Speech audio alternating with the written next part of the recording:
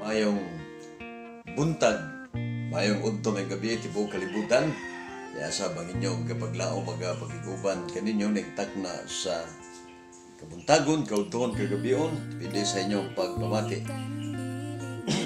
Ato na isisgutan ni Gala, kining kalag-kalag. No? Dili man tayo nga maglabuta sa pulong kalag-kalag, ang ato lang mga gaigsunan ni matun-an na to kung sa ipasabot niya ng kalag-kalag. Biblical ba ang kalag-kalag, Higala? Kung biblical mga gaigsunan, unsa man ang ipasabot sa Biblia. Kung basahon na to ang Ecclesiastes 9:5 hantod sa 6, matud pa niya nga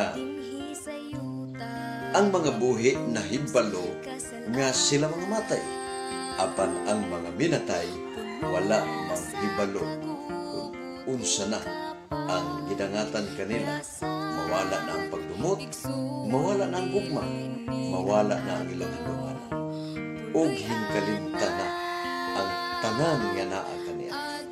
Mga kapaglaom nga ang gipasabot di ay sa balaang kasulatan nga ang mga patay wala na gyoy may balaan pa. Apan ang mga buhi kapaglaom nahibalo sila nga mamatay. Kitang mga buhi nahibalo kita nga kita mga matay. Apan unsay nahitabo igsoon? Unsay nahitabo? Ilang gihimo, Higala, nga gihimo nila nga ang mga patay na apay sa luyuan na nga kalibutan. Pag nagpasabot nga dili na kana, Higala, nga biblical, biblical na siya mga gabaglaom, no? Wala na mga gaigsunan. Nga naman, kay ang giingon sa kasulatan, nga ang mga buhi wala na gyud sila nasayran, wala na kanilang handumanan. Kung mawala na kanila ang handumanan, dili na sila kabalik.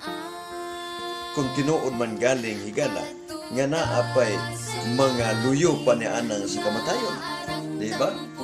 Muna nga atong hinumduman sa pagayon nga na ligawas ka na nga pulong nga kalag tungod sa Genesis 2:7. O giumol sa Diyos ang tao gikan sa among sayuta. O gipurma kining tao unya ilong. O gihuypan sa Diyos ang ilong. Nga katong gipurma.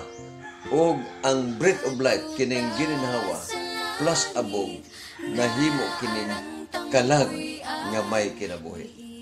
Di mo daw mga kapaglaom nga ang kalag nagagikan ka na sa kinabuhi sa breath of life o sa abog.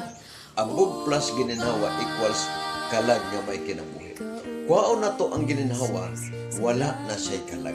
Kaya ang kalag, kombinasyon ka na sa dust and breath of life gikan sa Diyos. Kung mamatay ang tao, Higala, unsay gipasabot sa Biblia? Ecclesiastes 12:7. Sa diya nga ang tao mamatay, ang iyang lawas mubalik sa abog sa yuta. O ang gininhawa, katong breath of life, mubalik sa Diyos. Wala mag-ingon mga kapaglaom nga magsuroy-suroy. Apan ang pangutana, kinsa man ang gikan sa lubnganan nga nagsuroy-suroy. Kinsa man mga igsoon. Mateo 8:28. Mateo 8:28 nga ang daotang espiritu nga gikan sa lubnganan manghadlok na, mangatang na. But pasabot, Higala, nga kana di aing tanan mga kaigsunan.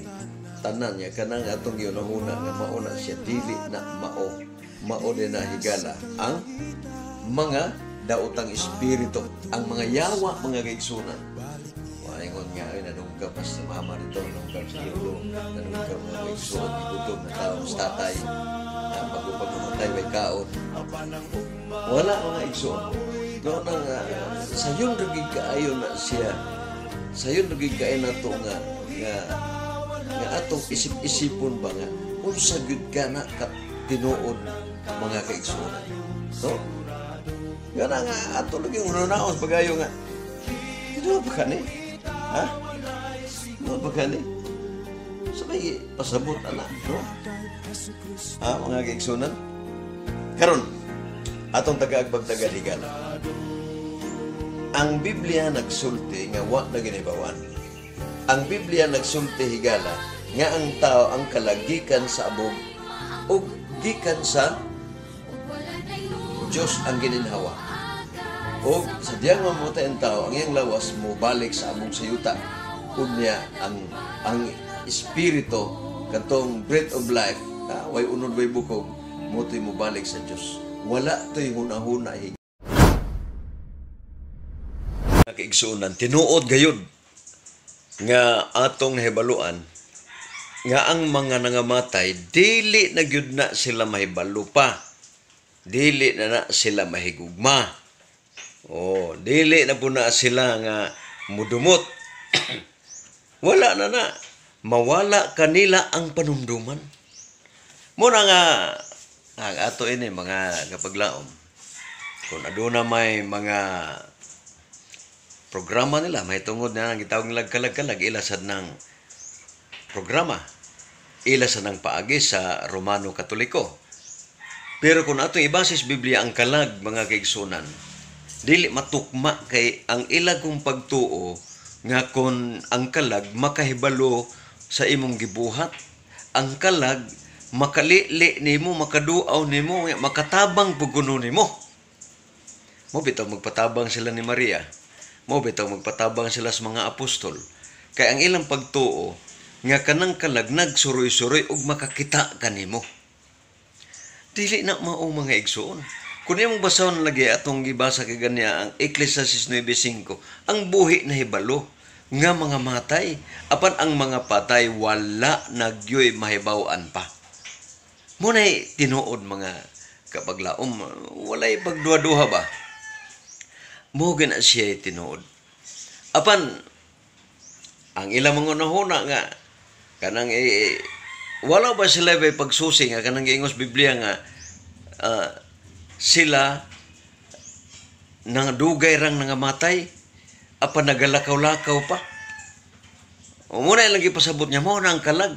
Ang kalag kung imong isusyon sa Biblia, ang kalag mao na ang breath of life gikan sa ginhawas Ginoo ngadto sa abog nga gipormang tao ug nahimong kalag nga may kinabuhi, the living soul.